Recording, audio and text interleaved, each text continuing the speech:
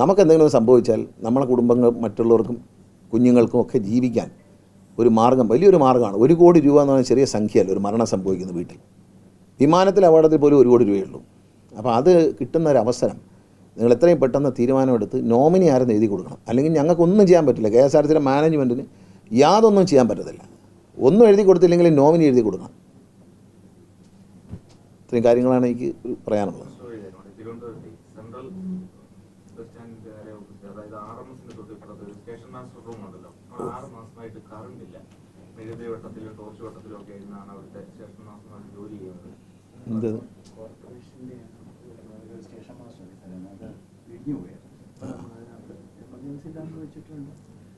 അല്ല, കോർപ്പറേഷൻ്റെ ആണോ സ്ഥലം? നമ്മുടെ അല്ല. ഒഴിഞ്ഞു പോയിക്കോ, അത് ഒഴിഞ്ഞു കൊടുത്തേ, നമുക്ക് വേണ്ട. അത് ഞാൻ അറിഞ്ഞില്ല, ഇപ്പോൾ പറയുമ്പോഴാണ് അറിയുന്നത്.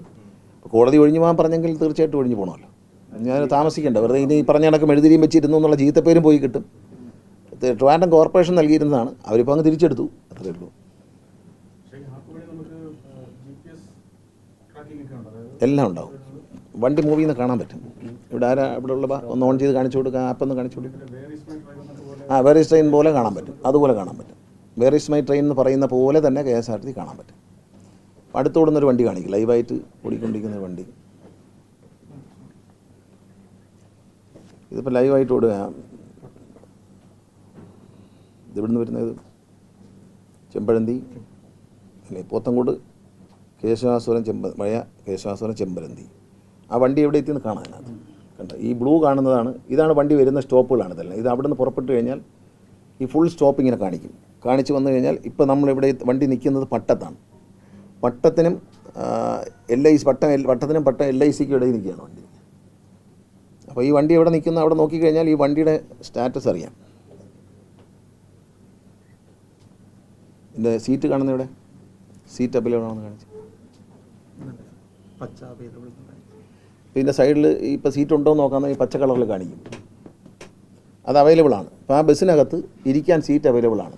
അപ്പോൾ അല്ലാത്ത ബസ്സാണെങ്കിൽ സ്റ്റാൻഡിങ് കാണിക്കും. ഇപ്പം നമ്മളെവിടെ നിൽക്കും എന്നുള്ളതാണ്. നമ്മൾ ഇരിക്കുന്ന സ്ഥലം ഈ വണ്ടി കടന്നുപോയി അല്ലേ?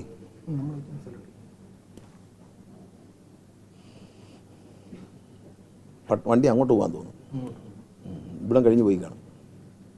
നമുക്ക് നിയറസ്റ്റ് ബസ് സ്റ്റേഷൻ കാണിച്ചു തരും. അതൊന്നെടുത്ത് നിയറസ്റ്റ് ബസ് സ്റ്റേഷനിൽ നമ്മളെ ഡിസ്റ്റൻസ് ടൈം.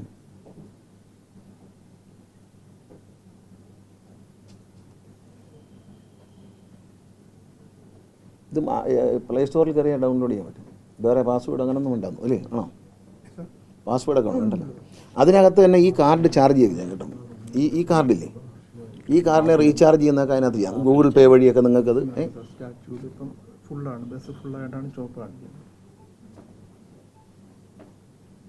സ്റ്റാച്യൂലെത്തും. നമ്മൾ നിൽക്കുന്ന സ്ഥലത്ത് പോകുന്നവർ അങ്ങനെ കാണിക്കുന്നത്.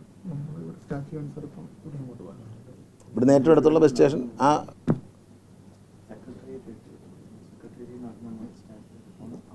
അത് ആ സെക്കൻഡാണ് ചോദിക്കുന്നത്. ആ സമയം കാണിക്കും. നമ്മളിപ്പോൾ ഇവിടെ ഇരുന്നിട്ട് സ്റ്റാച്യൂവിലാണ് ബസ് വരാൻ പോകുന്നത്. സ്റ്റാച്യൂവിലേക്ക് ഞാൻ നടന്നു പോകാൻ എത്ര സമയം എടുക്കുമെന്ന് കാണിക്കും.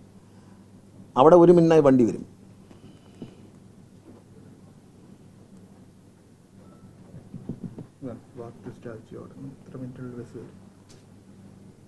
എത്ര നടക്കാൻ സ്റ്റാച്യൂവിലേക്ക്? 10 മിനിറ്റുള്ളിൽ ബസ് വരും സാർ. സ്റ്റാച്യൂവിലേക്ക് നടക്കാനുള്ള ദൂരം നമ്മളെങ്ങോട്ട് തമ്പാനൂരേക്ക് പോകാനുള്ള, ഇവിടുന്ന് ഇപ്പോൾ തമ്പാനൂരേക്ക് പോകാനുള്ള ഇതാണ് സാർ ഇട്ടേക്കുന്നത്. നടന്ന് അവിടെ ചെന്നിട്ട് ബസ് വരും. അതല്ല, എടുത്ത് നോക്കുമ്പോൾ കാണിക്കുമായിരുന്നല്ലോ. എത്ര രൂപയാണെന്നും പറയും ടിക്കറ്റ് നേരത്തെ പറഞ്ഞുതരും. ടിക്കറ്റ് എടുക്കാൻ നേരത്തെ മൊബൈലിൽ തന്നെ. ഇപ്പോൾ ബസ് സ്റ്റേഷൻ നമ്മൾ കാത്തിരിക്കുകയാണ്. ബസ് സ്റ്റോപ്പിൽ കാത്തിരിക്കുമ്പോൾ ടിക്കറ്റ് അതിൽ നിന്ന് തന്നെ എടുത്തിട്ട് ഈ ടിക്കറ്റ് കണ്ടക്ടർ ഇത് ഒരു മെസ്സേജ് വരും, അത് കണ്ടക്ടർ മെഷീനിലോട്ട് കാണിച്ചു കൊടുത്താൽ മതി. അപ്പോൾ വാലിഡാവും, ടിക്കറ്റായി മാറും. അപ്പോൾ ടിക്കറ്റ് അടിച്ചു വരും. അല്ല, ടിക്കറ്റ് എടുക്കാൻ സിറ്റിക്കകത്തൊക്കെ വരുമ്പോഴത്തേക്കും ഈ ആപ്പ് വഴി ചെയ്യുന്ന വെച്ചാൽ റിസർവേഷൻ അല്ല, ടിക്കറ്റ് അങ്ങ് എടുക്കാൻ. അപ്പോൾ ടിക്കറ്റ് അവൈലബിൾ ആണ് സീറ്റ് എന്ന് പറഞ്ഞാൽ ടിക്കറ്റ് അങ്ങ് എടുത്തിട്ട് നമ്മൾ ആ വണ്ടി വരുമ്പോൾ കണ്ടക്ടറിലോട്ട് ഈ മൊബൈൽ കാണിക്കും. അപ്പോൾ മൊബൈലിൽ വരുന്നൊരു ബാർകോഡ് ഇത് റീഡ് ചെയ്യും. കണ്ടക്ടർ ഇരിക്കുന്ന മെഷീൻ മൊബൈൽ ചേർത്ത് വെച്ചാൽ മതി. അത് റീഡ് ചെയ്ത് കഴിയുമ്പോൾ ടിക്കറ്റായി. അപ്പോൾ ടിക്കറ്റ് അവിടെ നിന്ന് പ്രിൻ്റ് ഔട്ട് ചെയ്യും. നമുക്ക് ബസ്സിൽ കയറിയിട്ട് ചില്ലറ എടുക്കാനും കാർഡ് എടുക്കാനും നിൽക്കേണ്ട. ബസ് കാത്തിരിക്കുമ്പോൾ തന്നെ ബസ് അങ്ങ് ടിക്കറ്റ് അങ്ങ് എടുക്കാം.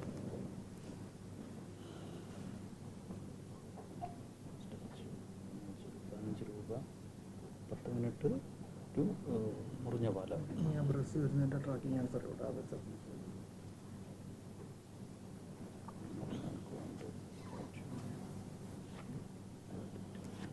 ബാക്ക് പോയി.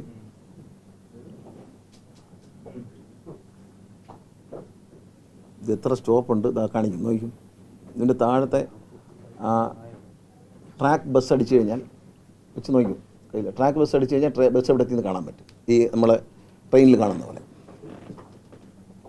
ഇത് ഈ ഒരു പരിഷ്കാരം വരുന്നതോടെ KSRTCയിൽ ഒരു 10-25% യാത്രക്കാരുടെ എണ്ണം കൂടുമെന്നാണ് പ്രതീക്ഷിക്കുന്നത്. അല്ല, ഇതൊരു വളരെ വലിയൊരു സൗകര്യം ജനങ്ങളുടെ കയ്യിൽ കിട്ടുകയാണ്. എൻക്വയറി കൗണ്ടറിൽ പോകേണ്ട, ടിക്കറ്റ് എടുക്കാൻ മെനക്കെടേണ്ട, എല്ലാം ചെയ്യാവുന്ന തരത്തിലുള്ള ഈ ഒരു ആപ്പ് വരുന്നതോടുകൂടി ഇത് ബസ് ഉപയോഗിക്കുന്നവരെ എണ്ണം വർദ്ധിക്കും. പുതിയ ബസ്സുകൾ കൂടി വന്നു കഴിയുമ്പോൾ വളരെയധികം ഒരു 10-25% ആളുകൾ, കൊറോണയുടെ കാലത്തൊക്കെ ഇത് വിട്ടുപോയ ആളുകൾ ഇതിലേക്ക് സൗകര്യം കൊണ്ട് തന്നെ തിരിച്ചു വരും. നമ്മളൊരുക്കുന്ന പുതിയ സൗകര്യം കൊണ്ട് തന്നെ തിരിച്ചു വരും.